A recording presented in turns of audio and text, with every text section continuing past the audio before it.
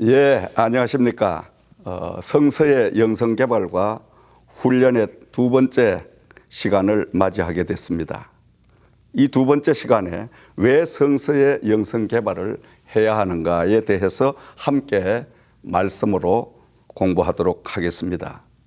첫 번째는 성서는 예수 그리스도를 계시하고 있는 살아계신 하나님의 말씀이기 때문에 우리는 성서의 영성 개발을 해야 되고 성경으로 우리가 그 말씀을 지키기 위해서 훈련하는 삶을 살아야 된다는 말씀인 것입니다.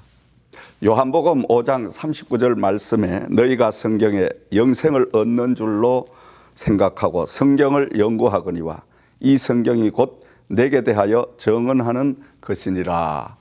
그러면서 누가복음 21장 33절 말씀에는 천지는 없어지겠으나 내 말은 없어지지 아니하리라고 말씀을 하셨습니다.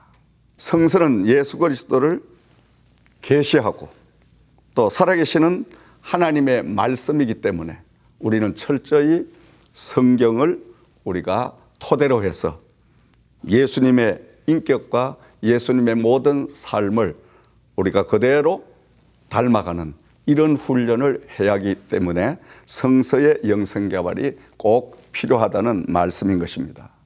두 번째로는 하나님께서는 예수 그리스도를 증거할 수 있는 성경의 영성을 가진 사람만 귀하게 사용하시기 때문인 것입니다. 성경은 한마디로 예수 그리스도를 증거하고 있는 성경의 영성을 가진 사람들만 불러서 쓰고 계시고 사용하고 계시기 때문입니다.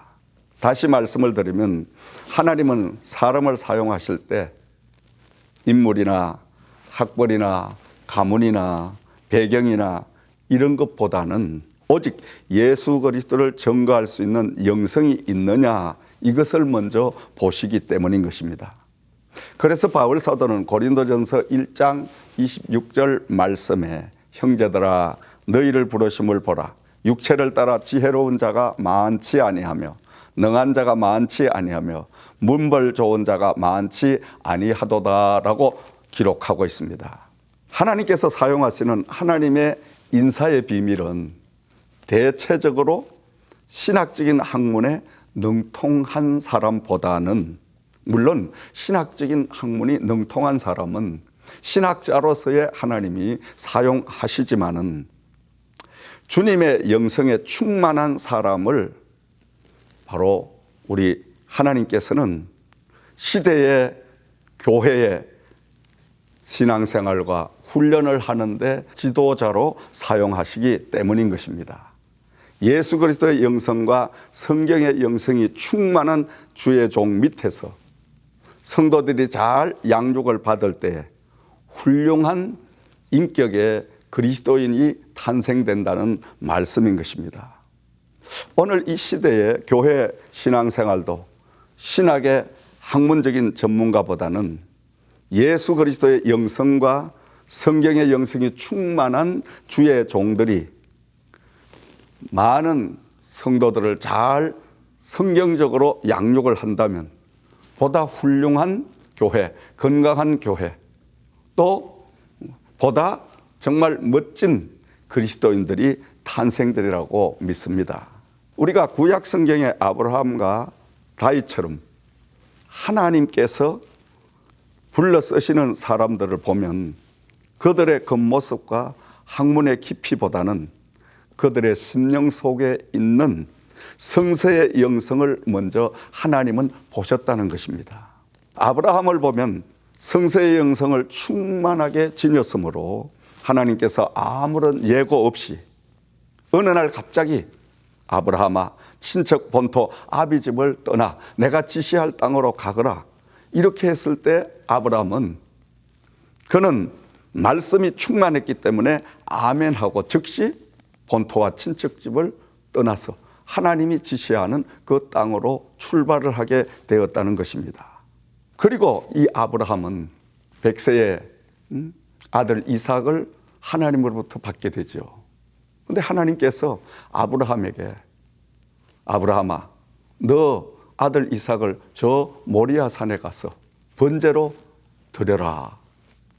역시 아브라함은 망설임 없이 아멘하고 그 아들을 모리아산으로 데려가서 이제 번제물을 삼으려고 아들을 결박하고 그리고 불을 피울 나무를 준비해서 그 나무 위에 아들을 놓고 칼로 내리치려는 그 순간에 하나님의 사자의 음성이 들리면서 아브라함아, 너 그 아들에게서 손을 떼라.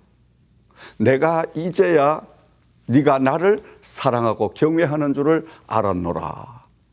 하나님께서 아브라함의 깊은 그 말씀의 영성을 보시고 아브라함이 순종하는 그 순종을 보시고 이제야 네가 나를 경외하는 것을 내가 알았노라. 다시 말씀드리면 하나님의 시험에 합격하는 그 놀라운 순간이 주어지게 됐습니다. 그 후부터 하나님은 아브라함과 가깝게 동행을 하시며 그 아브라함은 하나님과 동행하며 많은 영광을 돌리는 모습들을 우리는 볼 수가 있습니다. 그뿐만이 아니라 아브라함이 눈을 들어서 보니 순양 한 마리가 수풀에 걸려서 있는 그 모습을 보고 그 양을 아들 대신 제물을 삼아서 하나님에게 제사를 드리는 이런 그 아브라함을 볼 수가 있습니다.